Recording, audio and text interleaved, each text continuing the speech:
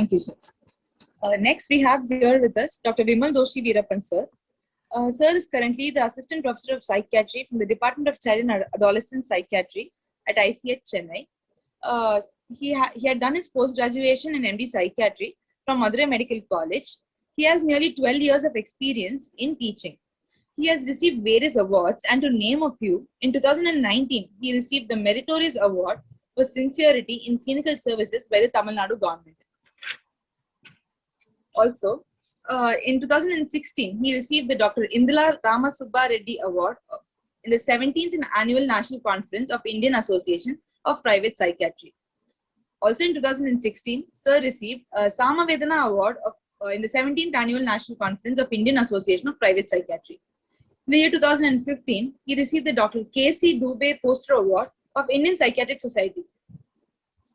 He has various publications to his credit in various reputed national and international journals. To quote a few, one of which was 2-year follow-up of isolated epileptiform discharges in autism, an endophenotypic biomarker, and cognitive determinants of real-world social functioning in first episode schizophrenia. Sir would be enlightening us on the topic clinical approach to obsessive-compulsive disorder.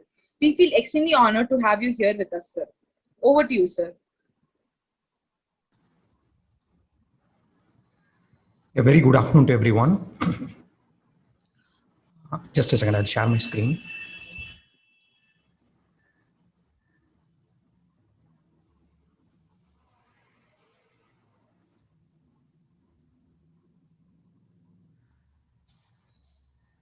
Hope my screen is visible and I'm audible.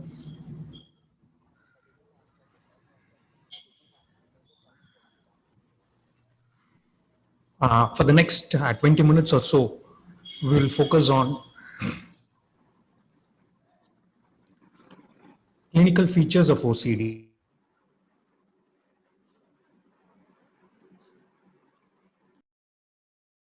deep brain stimulation, and treatment resistance. These are the things we will focus for the next 30 minutes or so. We'll start with the example case here. Mr. David Raj, a 38-year-old male, undergraduate, has his own business in a semi-urban locality, presented to the department with sleep disturbances, anger outburst, crying spells, suspiciousness towards wife, excessive praying and cleaning, and trying to hang himself.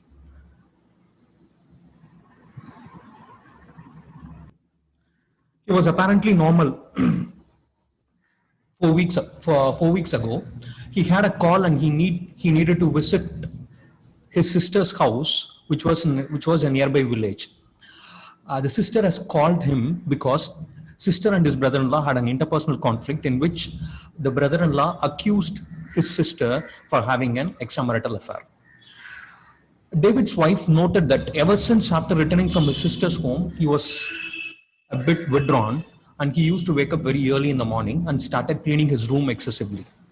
And he also frequently visits the church he is going to regularly, and this was the symptom for the initial 1 week duration, following which the symptoms of cleaning as well as praying in the church increased, so that her daughter questioned him, "What happened to you?" And he was not able to answer very much. And 2 weeks later, when David's wife visited the church, the pastor in the church told him that David has been having repeated problems, and he has been repeatedly confessing to him regarding his sins, and he started cleaning the church premises for his so-called sins. When his wife confronted David about what were those sins, he gave a vague explanation, which was a debt he got around 2 years ago, and then left it at that. But the symptoms continued for another 2 weeks, and soon after, David was found trying to hang himself in the early morning 3 a.m. Fortunately, his wife was vigilant and she was able to save and bring him to the emergency psychiatric services. He was admitted and sedated. So when we look at the history here, there was a stressor from his elder sister, following which he has a behavior of repeatedly cleaning his room for hours together, as well as repeatedly cleansing the church. And he says in his own words, cleansing his sins in the church. There was remarkable history of social withdrawal and a suicidal attempt. It took 2 days for David to answer the questions, and he said he has repeated thoughts about his wife having an affair. And he says he know about his wife. He is married for 14 years and he has 2 children. And he also quotes that his wife was very concerned about him. And 2 years ago, when he met with a road traffic accident, it was his wife who took care of him very well. So he feels guilty of having such thoughts about his wife. For the recent 1 week or so, he also gets images of his wife with other men, and he is unable to tolerate these images and thoughts, and he tries to clean the house as well as the church so that these images will subside or decrease without any improvement, following which he felt he is worthless to live because of having such a negative thought. And he quotes a Bible passage about infidelity, and he also exhibits inappropriate guilt. When we move into past history, the first episode was major depressive disorder, severe with suicide risk, approximately around 19 years of age, which lasted for 2 months, and he was admitted and 5 sessions of modified UCT was given. He stopped treatment on his own 1 year later. The second episode occurred 3 years ago, which was predominantly cleaning and checking. This started after a psychosocial stressor. His mother was diagnosed to be suffering from diabetes, and she developed an unhealing ulcer in the left foot. Following amputation of mother's foot, he started having these type of germ contaminations and started having cleaning and checking compulsions. He was started with sertraline, showed good improvement. He continued the medication for 6 months, but he had gastrointestinal and sexual side effects, following which he stopped on his own. He was relatively asymptomatic following the second episode 3 years ago.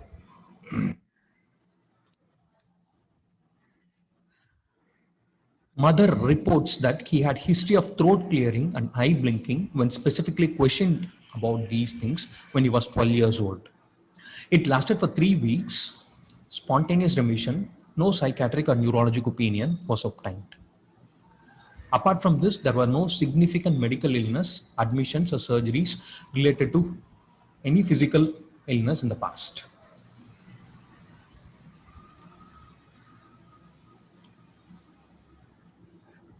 He has 2 children. Both the children had one time or the other exhibited multiple motor tics. Last year, elder daughter was treated with haloperidol for 12 weeks, secondary to throat clearing, and she also gives history of sore throat before worsening of throat clearing or tics. Investigations revealed her ASO titer and ABA titer was elevated, and she was also given azithromycin tablet for 5 days to control her sore throat. Premorbid functioning of David reveals that he owns a small business in his town. He was well respected in his community. He was always punctual and methodical in his business, always polite to his customers. His friends report that he used to take meticulous notes regarding his accounts, as well as stock and payroll and other things related to his business. His wife reports that she cannot enter his office room without his permission. If she misplaces anything in his office room, he will get irritated. So with this background, we come to a biopsychosocial framework here. Biological, there is obviously a significant past history of a mood disorder as well as an obsessive compulsive episode. During his childhood, he had history of motor as well as vocal tics. His children, both of them, gives history of tic disorder, especially the daughter was treated with haloperidol for a period of 12 weeks. So these are all the biological things we have to note down. Psychologically, his premorbid personality reveals him to be perfectionistic. a little bit anxiety sensitive, as well as history of somatic over concern is present. All these traits predisposes to OCD and related disorders. The precipitating factors which can be classified under social circumstances here are stressor with the elder sister, for which he was called, and ongoing financial difficulties in the current era. So with this biopsychosocial diagnostic formulation,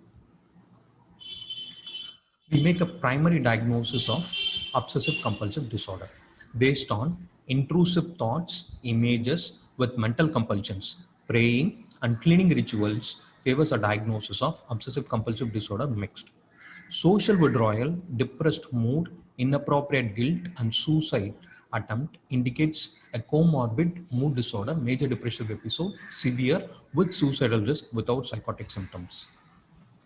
Past history and family history of tics points to tic related OCD. Since David has very good insight related to his problems, OCD, combined type, tic related OCD with good insight with comorbid major depressive disorder, severe with suicidal risk will be the presenting diagnosis. What are the differential diagnoses we can think of? Obviously, since the repetitive thoughts here related to marital infidelity, we can think in terms of delusions of marital infidelity, a delusional disorder or a psychotic illness. But the points against are, he can clearly indicate the thoughts are false and senseless. He can also say there is no evidence for it too. In fact, he is very much distressed because of having these thoughts. Hence the praying as well as cleaning rituals. So this makes unlikely diagnosis of psychosis. As there was a history of mood disorder when he was 19 years of age, the entire episode can be a manifestation of mood disorder, since he also has a premorbid personality suggestive of OCPD traits. Yes, but the chronological nature of the symptoms, phenomenology of the symptoms points more towards obsessive compulsive disorder rather than a mood disorder. So mood disorder will be a next second differential diagnosis, and psychosis will be a distant third differential diagnosis. What will be the initial plan for management? Since David and his wife presented to the psychiatric emergency department with history of suicidal attempt, inpatient management is a norm. Initial agitation sedation can be managed with short-acting sedatives such as lorazepam, parental lorazepam. Better to admit him in psychiatric intensive care unit. At the same time, investigate him for anesthetic fitness and ECT, since there was a previous good response to ECT and we do not know how the current depressive episode is going to progress or be. At the same time, you should also use an opportunity to educate the primary caregiver about the nature of the illness and other treatment options which can. What are the assessment we can use? As we all know, Yale-Brown Obsessive Compulsive Scale is a gold standard for diagnosis. It has a checklist as well as severity measures, and it has two versions, clinicians as well as patient versions. So this will be the gold standard for assessment of obsessive compulsive disorder. The other important rating scale you should know is about dimensional obsessive compulsive scale, which is a recently validated and very useful in case of giving psychotherapy, because it is very specifically used in case of serial observation and improvement during psychotherapy.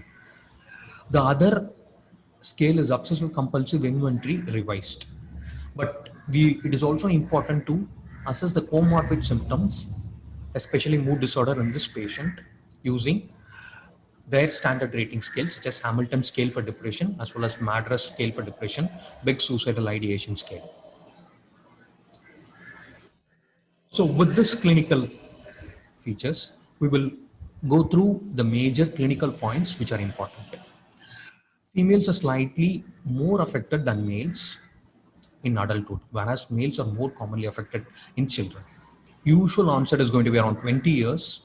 The course is going to be gradual, onset is going to be gradual, and it is going to be waxing and waning or episodic type. Anything after 35 years is unusual, should prompt an organic etiology. Without treatment in adulthood, the remissions are going to be very low, 20% or so, whereas childhood onset OCD has a relatively better prognosis when compared to adult with 40% remission. It is important to look for 4 dimensions of OCD related to germs and contamination. Excessive responsibility, assuming excessive responsibility for harmful impulses, injury, or bad luck. Having unacceptable thoughts, it can be blasphemous thoughts, sexual thoughts, or again harmful thoughts. Obsession and compulsions related to symmetry, completeness, and just right obsessions. All these 4 domains needs to be asked in your history of present illness, and it has to be mentioned that only 1 domain is present or 2 domains are present, the other 4 domains are not present. This you should focus in your history of present illness. Other clinical features which you should focus in your history of present illness are, it is important to go through the definition of obsessions, that this is an intrusive thought, it can be an image as well as an urge, and it is not pleasurable to the patient, it is voluntary, not by any external agency, it is unwanted, it causes marked distress in the patient. All these things should be noted in your history of present illness. Usually, the emotions associated with obsession should also be mentioned. Most of them will have marked anxiety. Some can present with panic attacks. Certain cleaning and contamination present with increased disgust in nature. Whereas not right compulsions or just right compulsions and obsessions will have a sense of incompleteness and uncertainty. These are the emotions you need to look associated with obsessions. After moving on to obsession and emotions, it is important that you have to look for compulsive behavior. It can be again a motor behavior or mental behavior. The important point is the patient is driven. It is beyond his control to do the compulsive behavior. That point needs to be stressed. And the behavior follows specific pattern of rules and ritualistic behavior. Sometimes the behavior is excessive. For example, excessive hand wash following a dirt or following touching a doorknob, or completely unrealistic. For example, praying for 15 to 20 minutes so that his child will not have an accident. Most of the cases, at least in the short term, compulsive behavior will lead to relief in the anxiety. And this should also be mentioned in your history of present illness. Apart from mentioning obsessions, the emotions associated with it, and the compulsions, it is important to quantify the obsession and compulsion with respect to the duration, approximately 4 hours per day. What it is interfering with, interferes his personal, social, occupational functioning. The amount of distress the patient encounters or feels whenever he has obsession and compulsions. Is the patient trying to resist the obsession and compulsion? Is he trying to resist? In certain social situation, it is impossible for him to go for a compulsive behavior. Is he trying to resist? If he is able to resist, how long the resistance is going to be there? And degree of control over his thought, as well as the degree of emotional control related to distress associated with obsession compulsions. All these should be clearly mentioned in your history of present illness.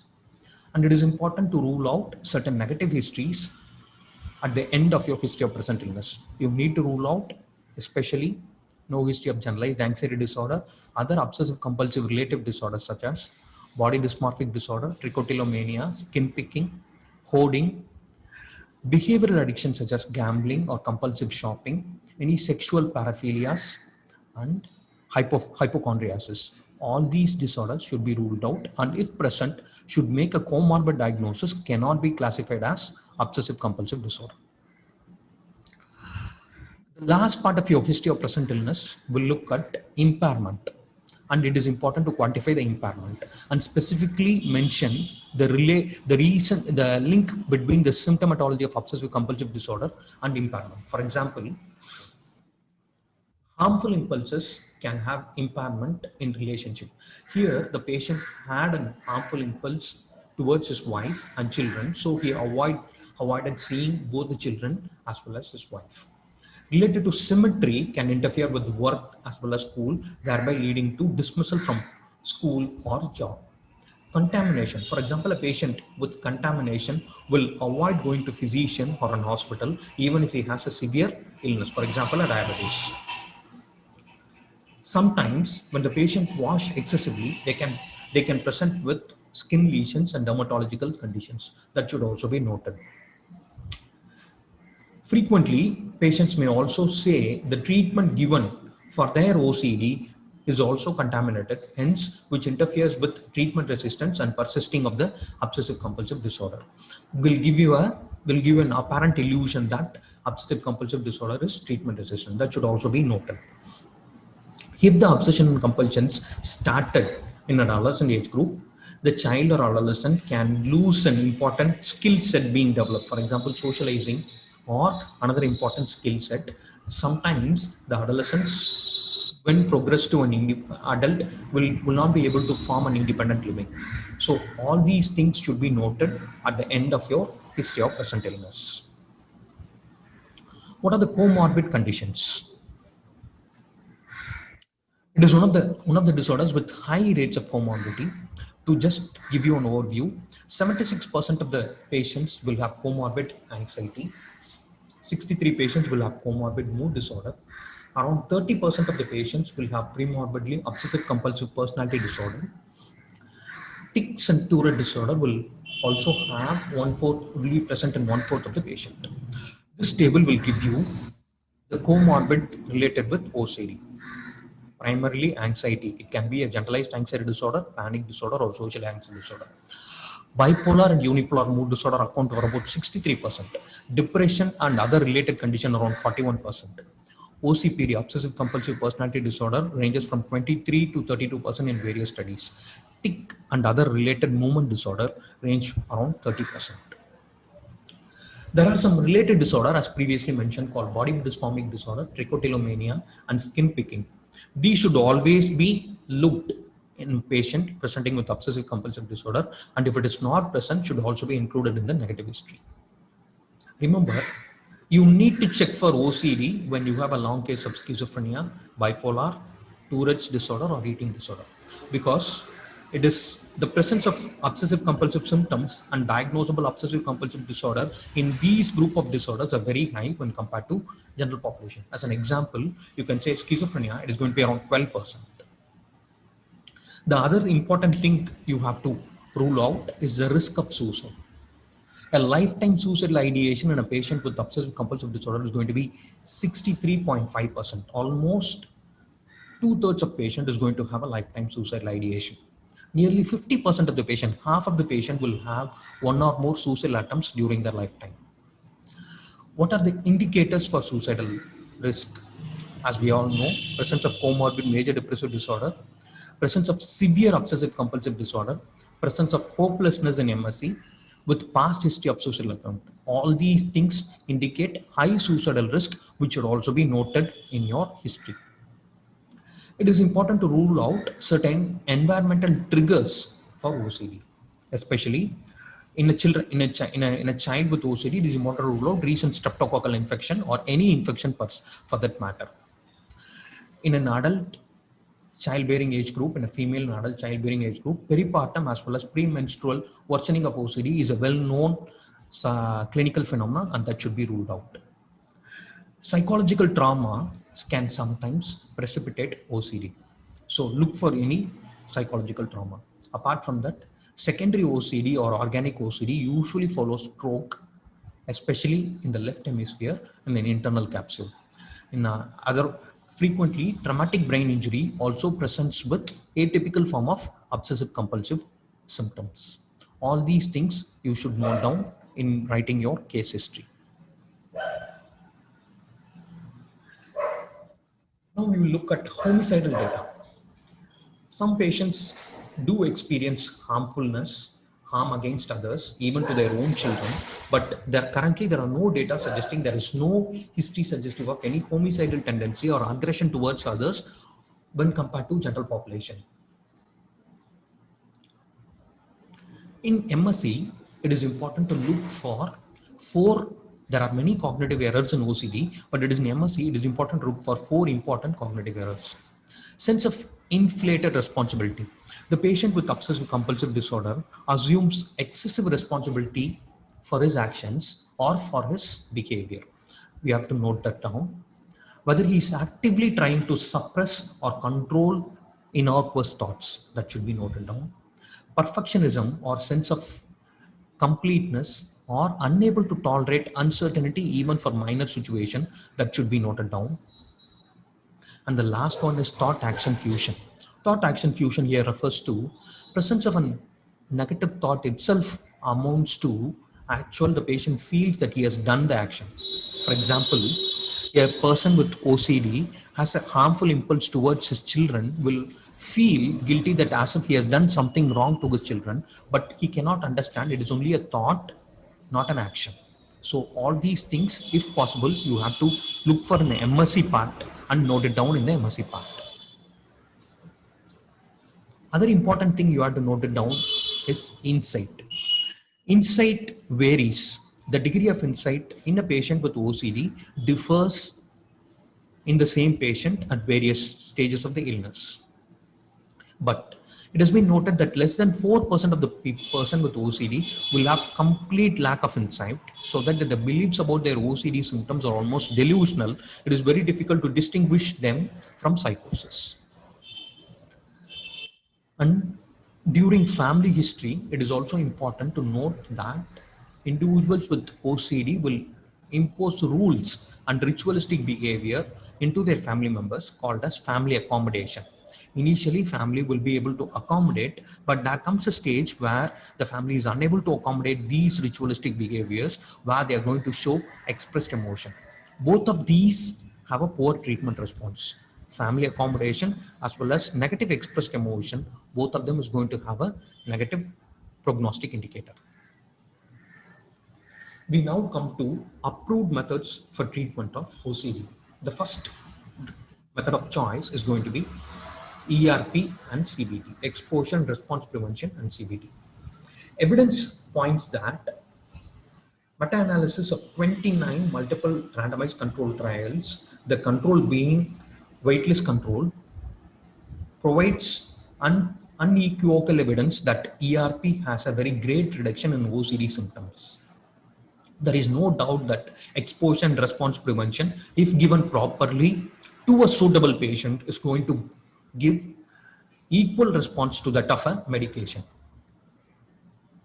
But suitability of exposure and response prevention is important, and it is also imperative that you need to assess for suitability when presented with a long case for OCD, because that shows the treatment planning is also taken into account when formulation of a diagnostic formulation.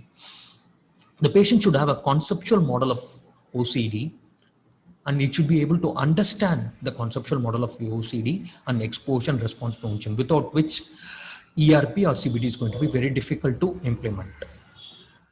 Generally speaking, poor insight into the nature of the OCD is going to be very difficult for ERP. Then we need to look for cognitive therapies to improve the insight and then implement ERP.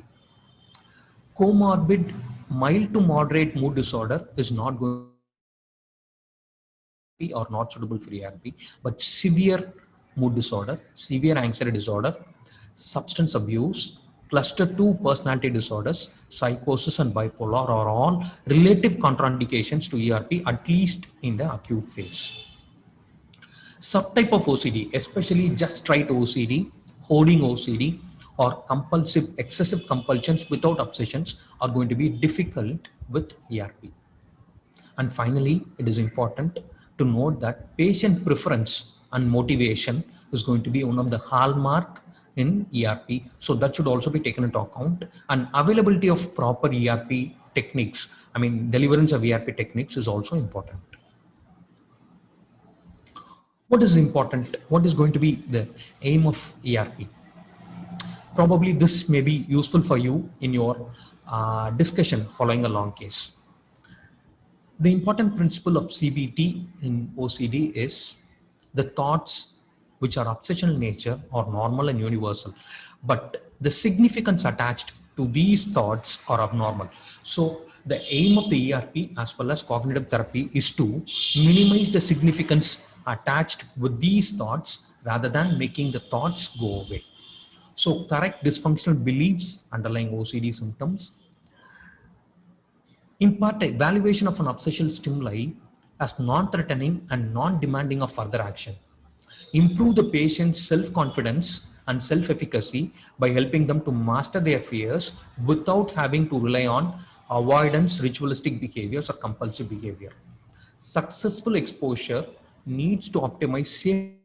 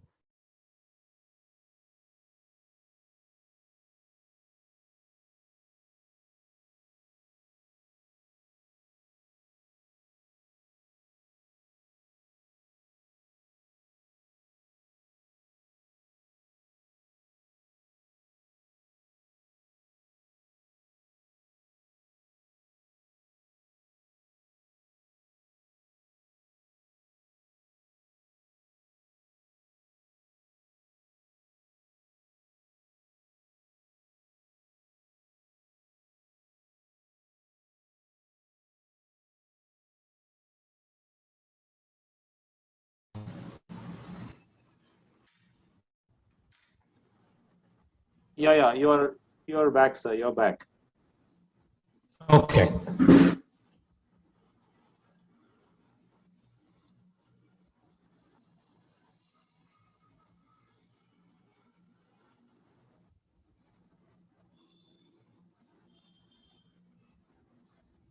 So repeated and prolonged exposure to feared stimuli in the absence of an avoidance or compulsive behavior produces a new learning called safety learning, which competes with older fear-based association. And this safety learning is crucial and important in the success of ERP. And this safety learning will occur only if the patient is going to actively participate in the therapy as well as do the homework assignments. So what are the steps of ERP? Initial, the step one is going to be psychoeducation, which is going to just generally give the idea about what ERP is going to be. It is a fairly manualized approach, structured approach. Each session has a specific goal, agenda, and homework sessions. It also has how to understand his or her OCD symptoms based on the socio-cultural and educational background of the patient. We have various models which can be taught to the patients based on their educational as well as socio-cultural background. It also involves explaining and planning and hierarchy of exposure exercises, both imaginal exercises as well as in vivo as well as in vitro exercises. Importance of the patient doing homework and practice assignments. These are the things will be usually covered in psychoeducation. It also includes an extensive evaluation of the symptoms with image-based assessments. This usually takes around 3 to 4 sessions. Next comes actual practice of ERP. Therapist is going to guide the exposure of a feared situation and will also help the patient not to follow the relevant compulsive behavior, either mental behavior or motor behavior. The repeated exposure to anxiety evoking situation will lead to, in some patients, habituation, in most of the patients, to safety learning, which improves patients' adaptation to obsession as well as compulsions. Remember, the significant or severe in the list will not be kept to the last, but it will be focused in the middle of the sessions, probably around 8th or 9th session, so that the patient has an ample opportunity to practice at home as well as in everyday situation and give a feedback to the examiner. During later treatment sessions, therapist emphasizes the importance of relapse prevention as well as regularly following CBT. It becomes almost like a lifelong process the patient has to undergo. Cognitive therapy in OCD is going to be an augmentation to ERP. to challenge the patient's appraisal of the obsession. There are many techniques of cognitive therapy. The most used techniques are called PI technique and cognitive continuum, which I will just show here. For example, in the left, we got a PI technique. PI technique refers to the responsibility. It is known as a responsibility PI. This is a patient who feels whenever he takes his car in the night, he feels that he's going to hit somebody, cause a major road traffic accident, and kill somebody in the road traffic accident. After cognitive therapy, this is his pie chart. Slippery roads probably accounts for around 50 to 60%. Nighttime and related visual disturbances is going to account for around 5 to 7%. Other driver is going to be the reason for the accident for nearly 20%.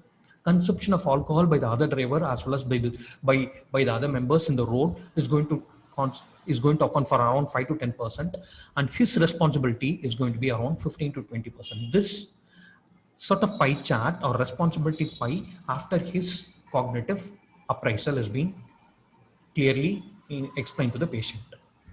The one on the right is called cognitive continuum. This is especially useful in thought action fusion.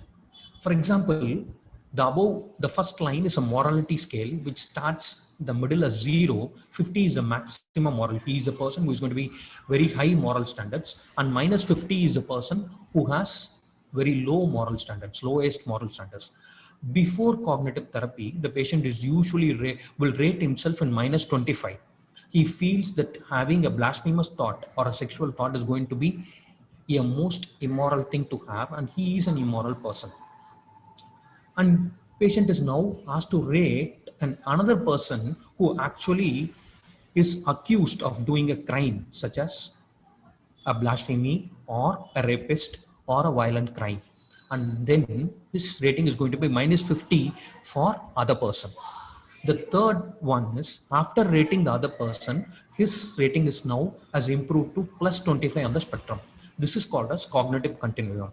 So the patient is helped that nothing should be black and white. Everything falls on a continuum from one end of a spectrum to other end of a spectrum.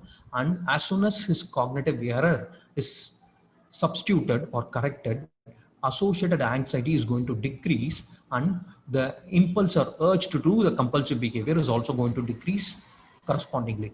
So these are the two often used techniques which you can use. With that, we will now move to the second part, namely medications for treatment of obsessive compulsive disorder. Evidence. SSRI has high quality, strong evidence, clear evidence that benefit outweighs the risk from multiple meta-analytic studies.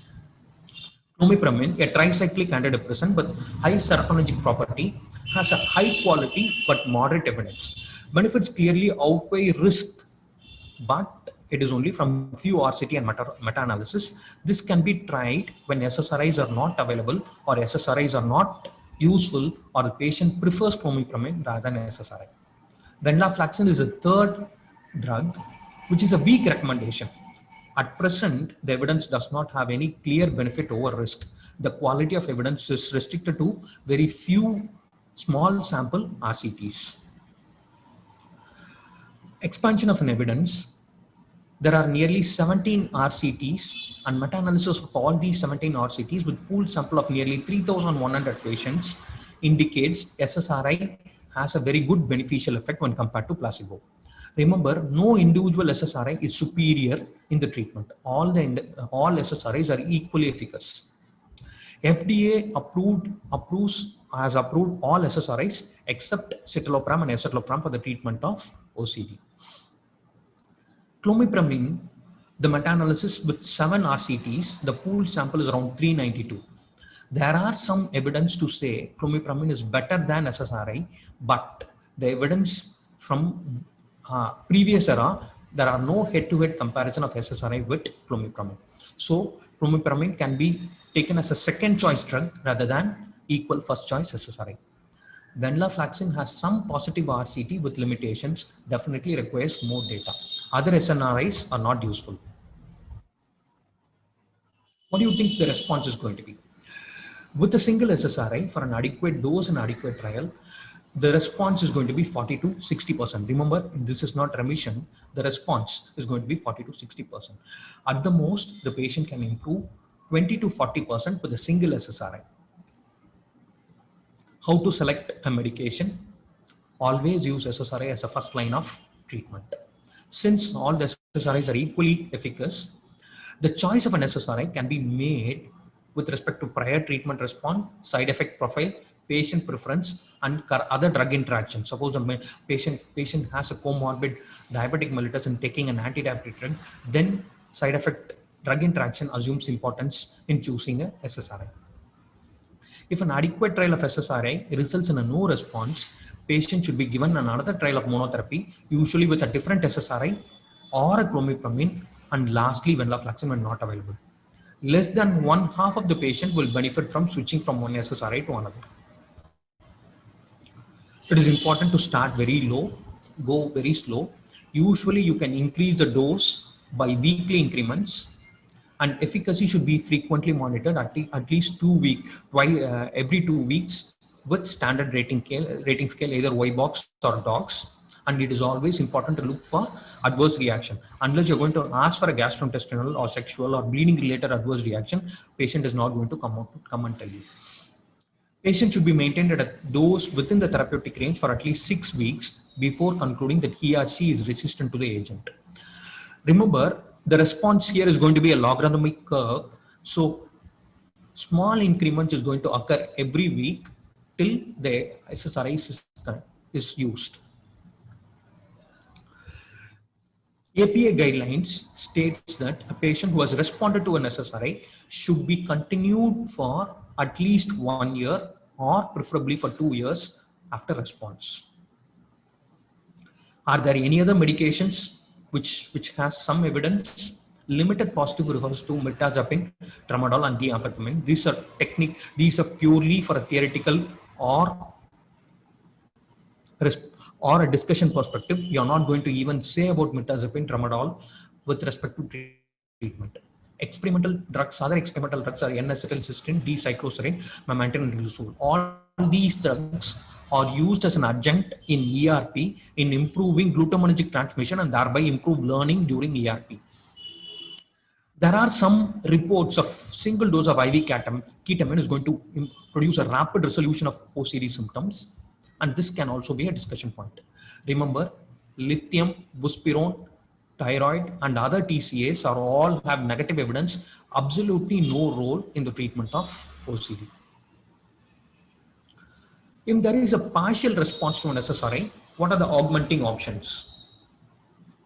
Add CBT, that is going to be your first choice. Add an antipsychotic augmentation, that is going to be your second choice. Finally, add low dose clomipramine, that is your last choice. We look at the first choice, SRI plus CBT. Again, both of them have very high quality, strong evidence. When a patient has a partial response to SSRI, it is important that CBT can be started 4 to 6 weeks later. There are some trials which says that starting CBT 4 to 6 weeks later is producing a better response than starting CBT in the early phase of treatment. But these trial needs to be replicated, but definitely CBT is useful when there is a partial response to SSRI. The main factor which is going to determine the efficacy or improvement in the patient's symptom is going to be length and frequency of therapeutic sessions, as well as other comorbid disorders which is going to interfere with delivery or implementation of CBT. What about antipsychotic augmentation? There are strong evidence to support the use of risperidone, aripiprazole, and haloperidol.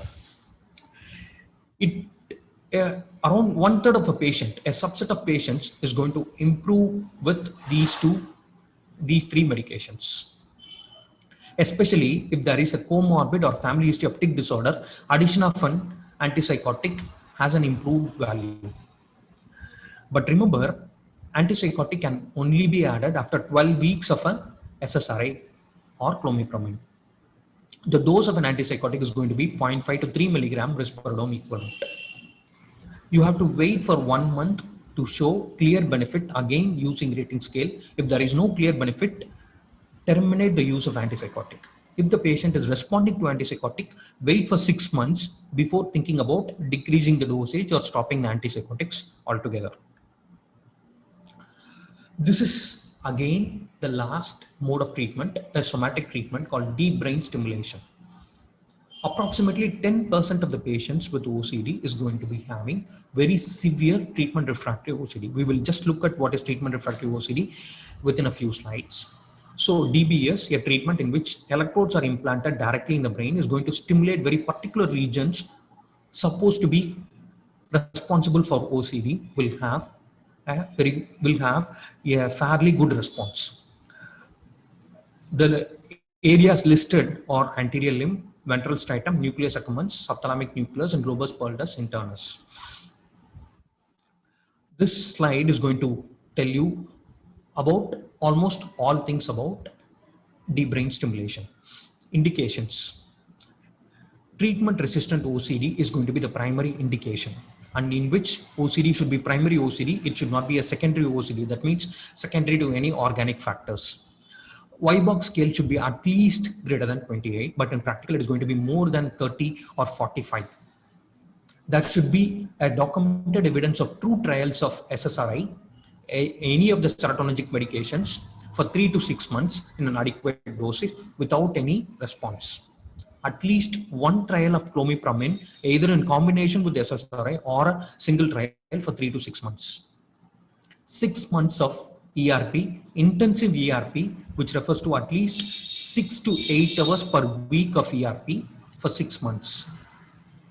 One trial of any of the 3 before mentioned antipsychotics for 3 months. All these things, in spite of that, the patient has no response. That is called as treatment resistance.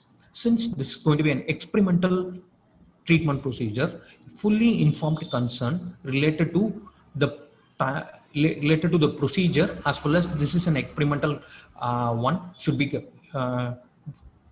is very important before starting the procedure. What are the contraindications for deep brain stimulation?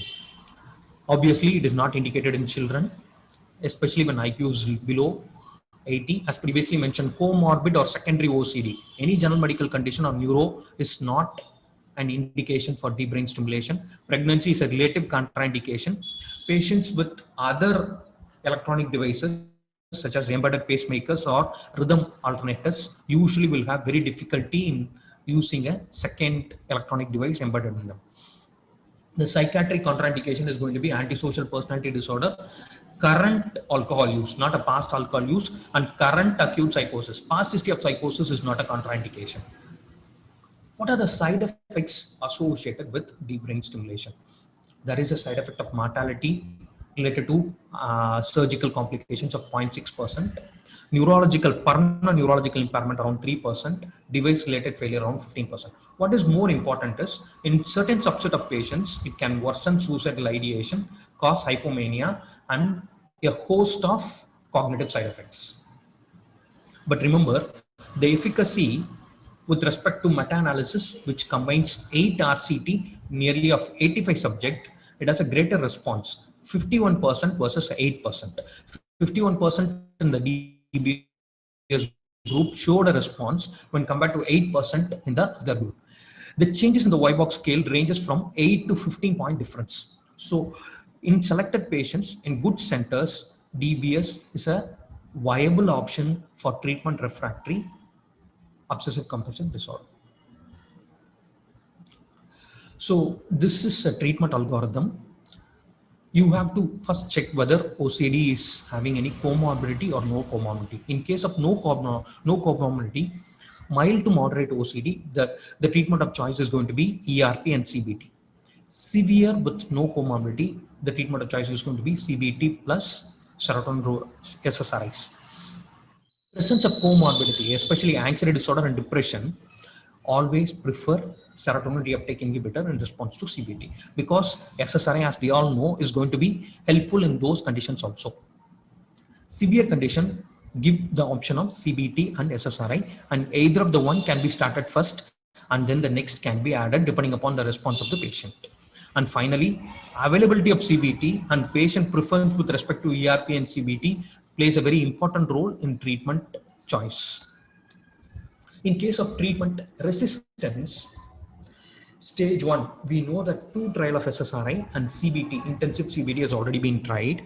The stage 2 is adding low dose of either risperidone, aripiprazole, or haloperidol. This is going to be the stage 2. If still the patient is not responding, stop antipsychotic augmentation, start SSRI with clomipramine, continue intensive CBT. Then comes 4th stage, which we have discussed previously. You have to continue SSRI, clomipramine, intensive CBT along with deep brain stimulation. Remember, after deep brain stimulation, it is important that the patient needs to continue taking medication as well as follow his exposure response preventive exercise strategies. Otherwise, the response is going to be very minimal. I will end with this. Thank you very much for your kind listening.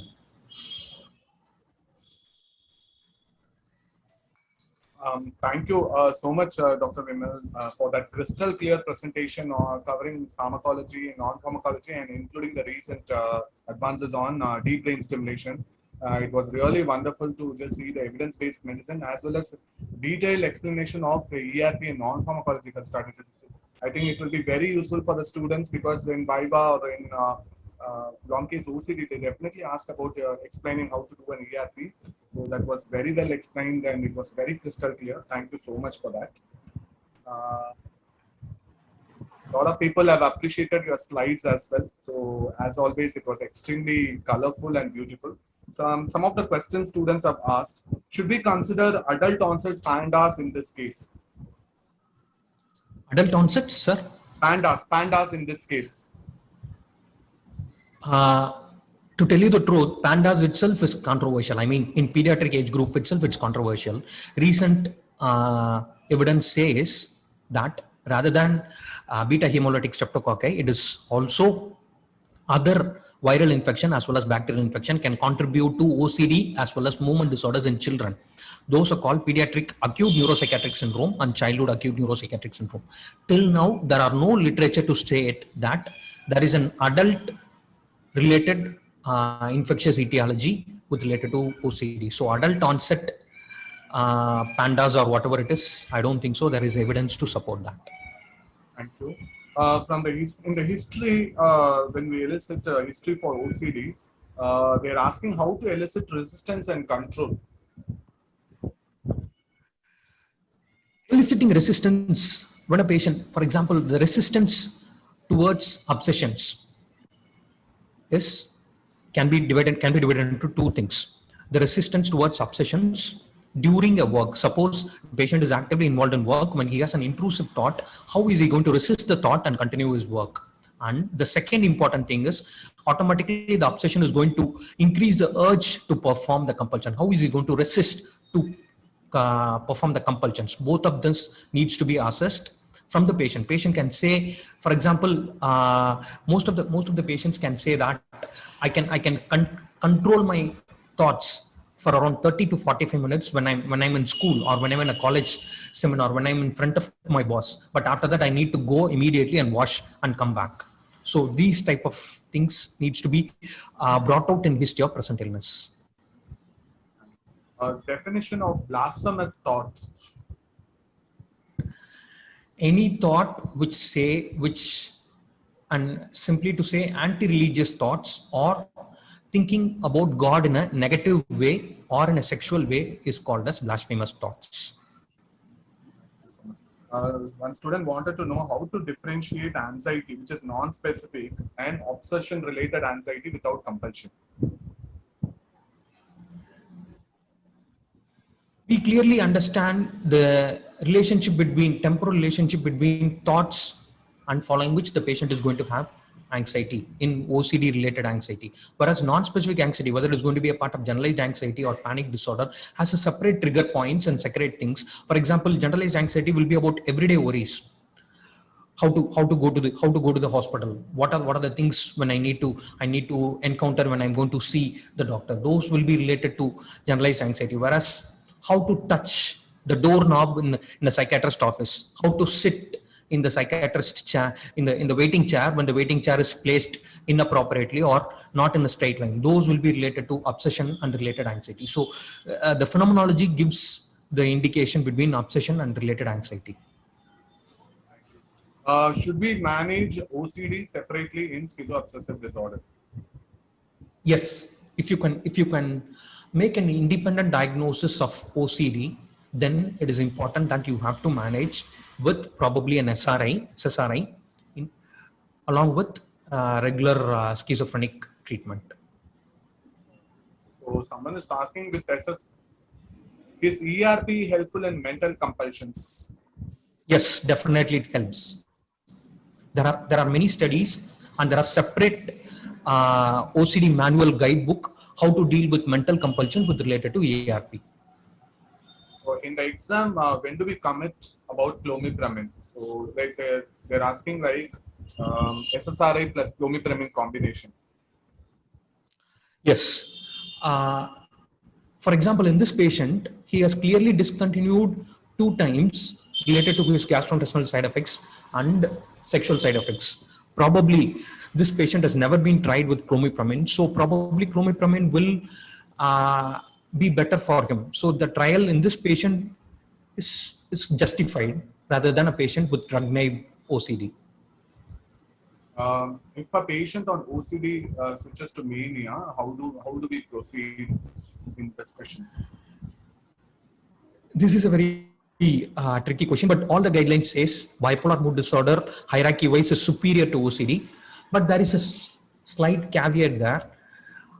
Hypomania and transient mood disturbances needs to be taken into caution, whereas severe mania, drug-induced mania, mania with psychotic symptoms, mania requiring admission, all is hierarchically superior, needs treatment first than treating with OCD. Than treating with SSRIs for OCD. The last but one, in schizoobsessive, they're asking like drug-induced obsessions. Like say, for example, if in a known case of schizophrenia, clozapine is worsening obsession, what is the antipsychotic preferred? Paradoxically, clozapine is also listed as one of the treatment-resistant obsessive compulsive disorder. So it is completely yes. Clozapine-induced obsessions in schizophrenia is a very valid phenomenon. There are many studies to indicate that. So in case if clozapine is worsening the obsession, again I'll go by the rating of schizophrenia as well as rating of OCD, which is going to be more severe. If OCD is going to be more severe, probably I will reduce the dose of clozapine, add another clozapine combined drug, and then try to treat OCD. And if necessary, I can stop clozapine depending upon the treatment, again depending upon the patient's clinical condition. If psychosis is very severe, I would stick on with clozapine, continue SSRI and other modes of treatment with obsession. If psychosis is controlled with, for example, let's say the patient is treatment resistant and clozapine and amisulpride has been started, and psychosis is well controlled, amisulpride is in the dosage of 600 to 800 milligrams, so clozapine can be slowly tapered and maintained at a very low dosage, for example 100 milligram or 200 milligram, and then treatment with SSRIs can be continued. If the patient still maintains very well, clozapine can altogether be stopped, again depending upon the clinical situation and the patient you are facing. Thank you. The criteria for treatment-resistant OCD, is it the same as the indications for deep brain stimulation? So there is 2 different criteria. Treatment-resistant OCD, generally 2 serotonergic drugs for at least 6 weeks duration for an adequate dosage. And we all know the dosage is a slight a bit higher, especially for fluoxetine, fluoxamine, when compared to antidepressant dosage for SSRI. Minimum period of 6 weeks in an adequate dosage, 2 trials, either with SSRI or with clomipramine, is called as treatment resistant. The other treatment resistant is for deep brain stimulation, which I have already listed in the table. Sure. I think there's one more question. Yes. Modafinil and stimulants role in worsening OCD, which I feel is I don't think so. There are very clear evidence in modafinil and stimulant role in worsening OCD. In fact, there are 3 studies, although uncontrolled studies, of D-amphetamine in ERP and SSRI in treatment-resistant OCD showing very good response, a relatively good response. So D-amphetamine, I have listed in minimal evidence as D-amphetamine. Yes, it can be used probably in an experimental center for treatment-resistant OCD. ICBT is intensive inpatient CBT, at least 2 to 4 hours per day for a minimum period of 2 to 3 weeks in a center which is dedicated to treating cognitive behavior therapy for OCD. Done anywhere in India? Limanslam, in Limanslam. I think like there's one more is maximum dose of SSRI in OCD. That's a common question that's asked in the exam. Yeah, please refer the textbook, but general rule is fluoxamine can go up to 300 milligrams, sertraline can go up to 200 milligram. Fluoxetine, depending upon the side effect, tolerance and side effect, it can go up to 60 to 80 milligram, 40 milligram for escitalopram. Okay, sure. Thank you so much, Dr. Vimal, for that lucid presentation and making it very clear. And for the exam going PG, I think like they would be very clear if they have to just deal with the long case presentation for OCD. Thanks again for that wonderful presentation. And with that, we come to the end of the day. Thank you so much. I will share the slide with the organizers so it can be shared to all the PGs. I think probably it will be useful for their exams. Thanks for giving me an opportunity. I sincerely thank Professor Shanti, Professor Raman for giving me an opportunity. Thank you very much. Definitely. Thank you. Like we'll be happy to just receive your slides because the students are looking forward to that. So thanks again for giving permission to share the slides. Thank you.